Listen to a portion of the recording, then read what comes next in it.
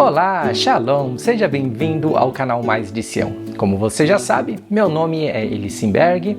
Quero dizer que sou muito grato por você ter se tornado membro do canal e me incentivado a prosseguir com os estudos bíblicos pontuais à luz da história e do contexto bíblico judaico.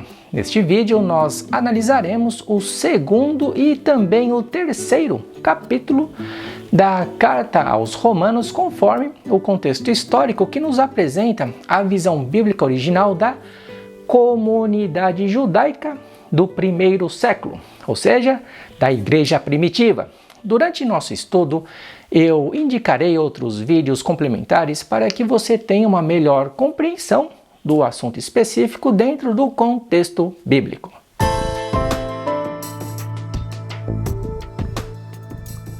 Conforme eu mencionei no vídeo anterior, a Carta aos Romanos foi escrita num período delicado em que o Império Romano tomou a liderança de Israel após a morte do rei Herodes, e a comunidade judaica estava sofrendo, grande opressão, principalmente por causa da cultura pagã, do Império Romano e da crueldade dos romanos contra todos os povos conquistados e escravizados, não somente os judeus, tá?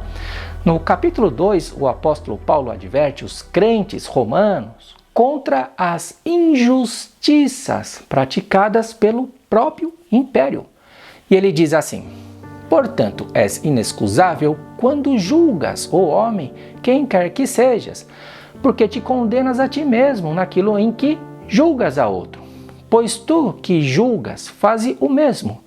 E bem sabemos que o juízo de Deus é segundo a verdade sobre os que tais coisas fazem.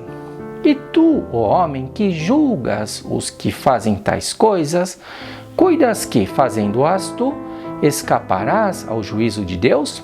Ou desprezas tu as riquezas da sua benignidade e paciência e longanimidade, ignorando que a benignidade de Deus te leva ao arrependimento? Mas, segundo a tua dureza e teu coração impenitente, entesouras ira para ti no dia da ira e da manifestação do juízo de Deus, o qual recompensará cada um segundo as suas obras, a saber, a vida eterna aos que, com perseverança em fazer bem, procuram glória, honra e incorrupção, mas a indignação e a ira aos que são contenciosos, desobedientes à verdade e obedientes à iniquidade, à lei do pecado. Tribulação e angústia sobre toda a alma do homem que faz o mal, primeiramente do judeu e também do grego. Glória, porém, e honra e paz a qualquer que pratica o bem, primeiramente ao judeu e também ao grego, porque para com Deus não há acepção de pessoas. Veja que Paulo exorta com severidade os conceitos romanos, as injustiças, as opressões, e que os tais não escaparão da ira de Deus, quer seja judeu ou grego. Julgavam as pessoas de forma errada. Paulo cita os gregos por causa da influência filosófica grega sobre os romanos e até mesmo sobre alguns da própria comunidade judaica, Essa influência incluía conceitos do próprio paganismo. E aí Paulo continua e diz: porque todos os que sem lei pecaram, sem lei também perecerão.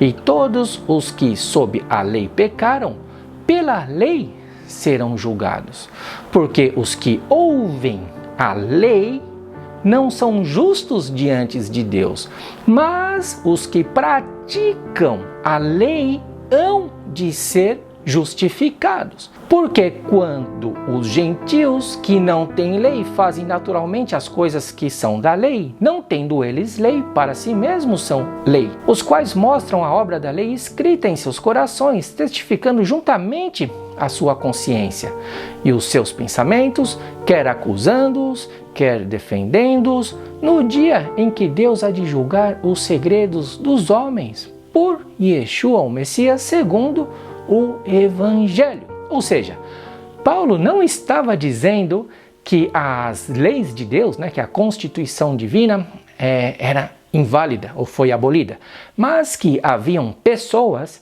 que praticavam a lei de Deus sem mesmo conhecê-la, né, porque a lei de Deus não é um fardo. Por outro lado, também Paulo mandou um recado direto para quem? Para os judeus religiosos que se gloriavam das leis de Deus, mas eram transgressores dela. E aí Paulo diz: eis que tu que tem por sobrenome judeu, e repousas na lei, e te glorias em Deus, e sabes a sua vontade, e aprovas coisas excelentes, sendo instruído por lei, e confias que és guias dos cegos, luz do que estão em trevas, instrutor dos nécios, mestre de crianças, que tens a forma de ciência e de verdade na lei. Tu, pois, que ensina a outro, não ensina a ti mesmo? Tu que pregas que não deve furtar, furtas? Tu que dizes que não se deve adulterar, adulteras? Tu que abomina os ídolos, comete sacrilégio, né? Comete idolatria? Tu que te glorias na lei de Deus, desonra a Deus pela transgressão da lei? Porque, como está escrito, o nome de Deus é blasfemado entre os gentios, entre os não israelitas, por causa de vós. Você consegue perceber o contraste? Você percebe que em nenhum momento o apóstolo Paulo pregou contra a lei de Deus? Não, Paulo nunca fez isso. Agora, olhando para os dias atuais, temos uma teologia que isola, e descontextualiza as palavras de Paulo para combater a lei de Deus. E por outro lado, temos uma outra teologia que reduziu a observância da lei de Deus em uma simples prática religiosa, inclusive idolatram a Torá, a lei de Deus. Por isso o apóstolo Paulo termina o 2º capítulo dizendo: porque a circuncisão é, na verdade, proveitosa, se tu guardares a lei, mas se tu és transgressor da lei, a tua circuncisão se torna em incircuncisão. Se, pois, a incircuncisão guardar os preceitos da lei, porventura a incircuncisão não será reputada como circuncisão? E a incircuncisão, que por natureza o é, se cumpre a lei, não te julgará porventura a ti que pela letra e circuncisão és transgressor da lei? Porque não é judeu o que é exteriormente, nem é circuncisão o que é exteriormente na carne, mas é judeu o que o é no interior, e incircuncisão aqui é do coração, no espírito, não na letra, cujo louvor não provém dos homens, mas de Deus. O testemunho, gente, sobre a circuncisão do coração não é nenhuma novidade do apóstolo Paulo. Você encontrará na própria lei de Deus, na própria Torá, que diz assim: e o Senhor teu Deus circuncidará o teu coração e o coração de tua descendência, para amares ao Senhor teu Deus com todo o coração e com toda a tua alma, para que vivas. Então, gente, para finalizar o capítulo 2, eu gostaria de explicar um detalhezinho muito importante sobre a circuncisão. Ou seja, Paulo não era contrário à prática da circuncisão. Por quê? Porque ele mesmo circuncidou a Timóteo, que era filho de mãe judia, e isso serviu do quê? De testemunho para os judeus que viviam em Derbe e Listra, conforme lemos lá no livro de Atos, no capítulo 16. O próprio apóstolo Paulo disse que a circuncisão é vantajosa. Porém, o mandamento, gente, isso que é o importante. Porém, este mandamento ele não está vinculado à salvação. E era justamente esse o ensino de alguns dos judeus. Olha só que interessante. Então, alguns que tinham descido da Judéia ensinavam assim aos irmãos: se não vos circuncidardes conforme o uso de Moisés, não podeis salvar-vos. Um detalhe vital que a gente precisa entender, gente, é que, apesar da Constituição Divina conter 613 mandamentos, preste atenção, mas muita atenção no que eu vou dizer. Apesar de ter 613 mandamentos, nem todos estão ligados à salvação. Veja que dos 613 mandamentos, existem leis específicas somente para a tribo sacerdotal. Existem leis específicas somente sobre as doenças, sobre as questões de higiene, né? Outros mandamentos que nos ajudam a ter uma melhor qualidade alimentar e boa saúde. Existem leis destinadas apenas às mulheres, né, quando estão menstruadas. Porém, a maioria dessas leis não estão ligadas à salvação de ninguém, né? E nem são destinadas a todas as pessoas.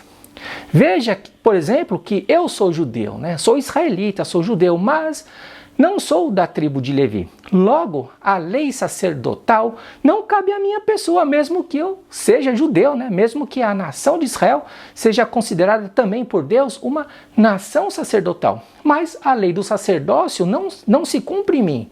Se você quiser compreender melhor esse assunto, eu até aconselho que você assista os vídeos sobre a Constituição Divina que estão disponíveis aqui no canal. Aí você vai ver que tem muita coisa que não foi explicado corretamente na teologia. Então, tratando-se da circuncisão, é exatamente isso que vemos nas explicações do apóstolo Paulo. Mas como a maioria dos crentes não conhecem as leis de Deus, né, por causa do quê? Dos conceitos equivocados da teologia cristã, novidadeira, né? Então, automaticamente, acaba sendo difícil compreender os ensinos de Paulo. Até pouco tempo atrás, as pessoas não sabiam qual era o benefício da circuncisão, até que foi comprovado, né, pela medicina, aqui em Israel mesmo, que a circuncisão permite uma melhor higienização do órgão genital masculino e, consequentemente, evita o quê? O desenvolvimento de câncer no colo uterino de suas esposas, além de outras doenças específicas. Você sabia disso? A circuncisão é uma proteção. Paulo provavelmente também não tinha esse conhecimento medicinal, né? Porém, ele sabia que a circuncisão era importante. Por quê? Porque foi Deus que determinou e pronto, acabou. Mas não se aplica à salvação conforme outros judeus ensinavam, né? E ensinam até hoje, né? Então, agora você já sabe o porquê de Paulo ter circuncidado a Timóteo. Ao mesmo tempo que Paulo era contrário à prática da circuncisão para questões salvíficas, para questões de salvação.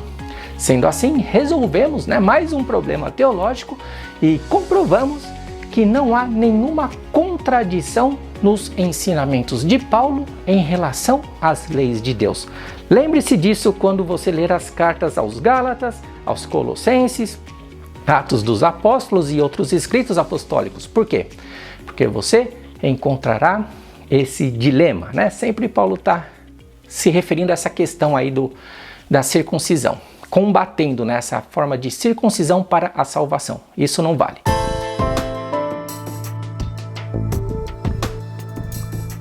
No capítulo 3, o apóstolo Paulo continua explicando à congregação judaica e gentílica, né, de Roma que a imposição da circuncisão feita aos moldes do judaísmo tradicional estava equivocada.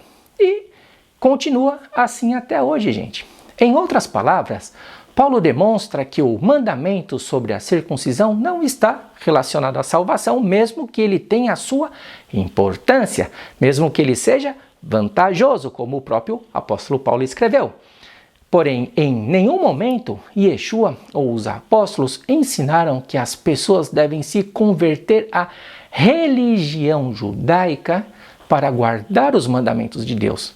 Não, você não deve se converter a nenhuma religião para guardar os mandamentos de Deus. Porém, as Escrituras nos ensinam que judeus e gentios devem se converter a quem? A Deus. E, consequentemente, guardar os seus mandamentos acompanhado do quê? Da fé e não por religião. Esqueçam religião.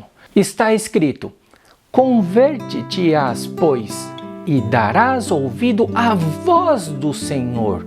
Cumprirás todos os seus mandamentos que hoje te ordeno. Vivo eu, diz o Senhor Deus, que não tenho prazer na morte do ímpio, mas em que o ímpio, o quê? Se converta do seu caminho e viva. Deixe o ímpio o seu caminho e o homem maligno os seus pensamentos e se converta ao Senhor, não ao cristianismo, não ao islamismo, não ao judaísmo, mas ao Senhor, que se compadecerá dele. Torne para o nosso Deus, porque grandioso é em perdoar. Você vê a graça está aí no Velho Testamento. Porém, depois que fizeram das leis de Deus uma prática religiosa e passaram a manipular e impor a guarda dos mandamentos sem a essência, da fé, o Senhor mostrou que tal religiosidade, gente, não tem valor algum para ele. Inclusive, eu falei sobre isso no vídeo que estudamos, o capítulo 10 da Carta aos Hebreus. E no vídeo, ensinando errado o que é certo, você se lembra? Então, no início do capítulo 3, você verá que Paulo não está se posicionando contra a lei de Deus, mas dando testemunho dela, desde que não seja observada por mera religiosidade.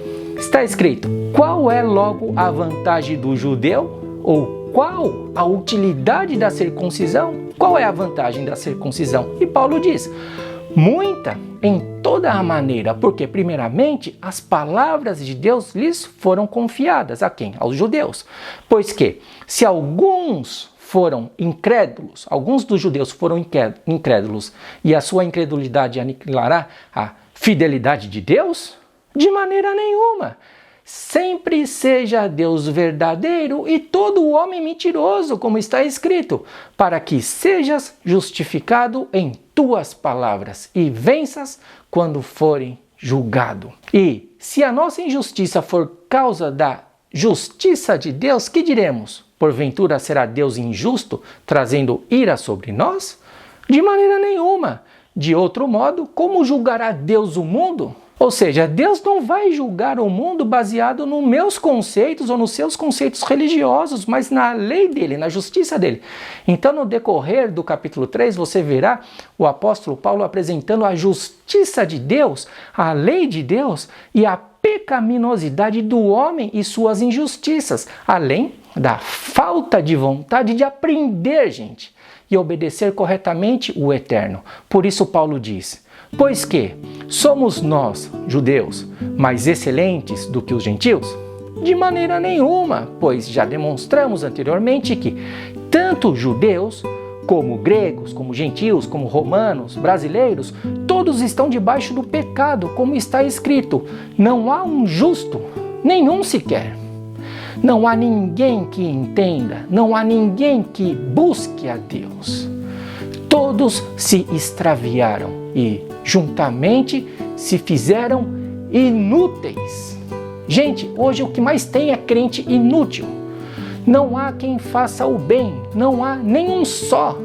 E na continuação do capítulo 3, o apóstolo Paulo explica que somente a prática da lei não justifica o homem, mas que através da lei o homem terá o conhecimento sobre o que é pecado. Então Paulo conclui o terceiro capítulo dizendo: concluímos, pois, que o homem é justificado pela fé sem as obras da lei. É porventura Deus somente dos judeus e não também dos gentios? Também dos gentios, certamente, visto que Deus é um só, que justifica pela fé a circuncisão e por meio da fé a incircuncisão. Anulamos, pois, a lei pela fé? De maneira nenhuma. Antes, estabelecemos a lei. Então, como você pode ver, a teologia tendenciosa isola, e descontextualiza os textos sobre a justificação pela fé como se a lei de Deus se tornou obsoleta, Porém, o próprio apóstolo Paulo deixa claro que a justificação vem pela fé que gera as obras segundo a vontade de Deus estabelecida onde? Na sua lei, na sua constituição divina. Simples assim, gente, sem espiritualizar nada. Então, no próximo capítulo, o apóstolo Paulo explicará para a gente melhor o que vem a ser a justificação pela fé. Será que a fé é sinônimo de crendice? Será que a nossa fé é verdadeira? Como você pode provar que a sua fé é verdadeira? Não perca o próximo vídeo. Um forte abraço daqui de Jerusalém e nos vemos no próximo episódio.